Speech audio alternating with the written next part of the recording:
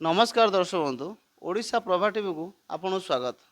आज समाज में दुष्कर्म हत्या दिन दिन बढ़ी चलती ए सबूर समाधान केमी हम आसतु बाबा प्रसन्न बाबा मोहर शुणा विषय। बाबा प्रथम सर्वप्रथम आम चैनल को स्वागत। केमी अच्छा? गुरु ब्रह्मा महिमा रे महिमा महाप्रभु दया कर जन प्राणी मान हृदय धर्म भाव विकसित कर महिमा रे। हाँ आम भल अच्छु रे।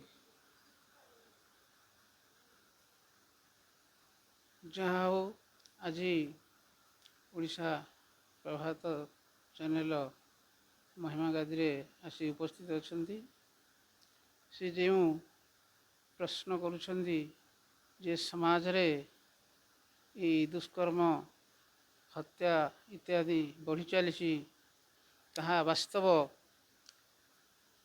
समाज रे जो आध्यात्मिकवाद प्रचार प्रसार अभाव नहीं। धर्म संप्रदाय दैनंदिन उत्पन्न होउछि किंतु समाज रे नाना प्रकार दुर्नीतिर मध्य अभाव नहीं। तेणु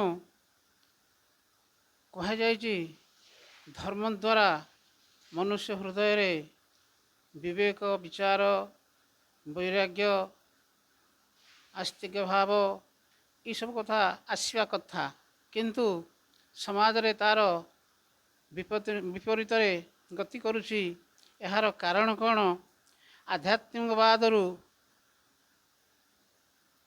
जनप्राणी जिते परामुख होउछंदी यही भोगवाद भितर आकृष्ट हो नाना प्रकार ये असुविधार सम्मुखीन स्वार्थर भावना आउ स्वार्थ चिंता मनुष्य को अधपतन मार्ग नहीं जाउछि। तेणु आमे वास्तव में जदि धार्मिक चिंताधारा ईश्वर भावपूर्ण चिंताधारा भितर जदि जीवन निर्वाह करिबा आमे ये दुष्कृत कर्मरु निवृत्ति रही पारिबा। सत्य पथरे परिचालित हेले आमर अंतकरण धौत हब। जो पुण्य मार्ग रे गति करिबा कथा आमे वर्तमान यही प्रचार प्रसार दिगरे जेतिकी तमाने धावमान होउछे किंतु आमर नैतिक आचार विचार व्यवहार यही कर्मगुड़िक आमर ठीक भाव में शास्त्रीय अनुमोदित हो पारुना। तेणु आम मान मन भितर जो मोर तोर भाव आसवा द्वारा ये अहंत ममत भाव में निजर स्वार्थ एवं इंद्रिय मानकर तृप्तिजनित कार्यकलाप द्वारा इस समाज रे नाना प्रकार विभ्राट सृष्टि होउछि। तेणु आमे समस्ते से धर्म चिंता धर्म भावना सत आचरण नैतिक जीवन यापन शिक्षा विभाग रे मध्य शिक्षार उन्नति पाइका बहु अर्थ व्यय करा जाउछि किंतु शिक्षा रे नैतिक द्वारा शिक्षा दिया जाउ नाही।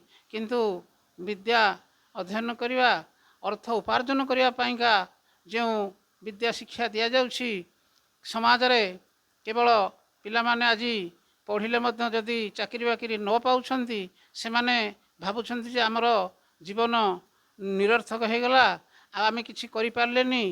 एई टीवी फिल्म इत्यादि देखिकी ये नाना प्रकार दुष्कर्म हत्या यही सब कथा गुड़िक समाज रे बढ़ी चली। किंतु जो पिला मानकु जदि मूलरू नैतिक शिक्षा दिया जाता तेबे हेले ये शिक्षित पिला माने आज ये केलेंकारी समाज रे बढ़ते नहीं। तेणु ये समाज को श्रृंखला करिबा पई हेले ये एकमात्र आध्यात्मिक चिंताधारा आउ ये धर्मीय भावना समस्त हृदय रे जेते पर्यंत जागरित न होइछि सेते पर्यंत ये समाज रो ये दुर्नीति बढ़ी चलियो सिना आउ आर अवसान घटिबो नाही। मनुष्य जीवन लक्ष्य कौन रहा दरकार गुरुजी?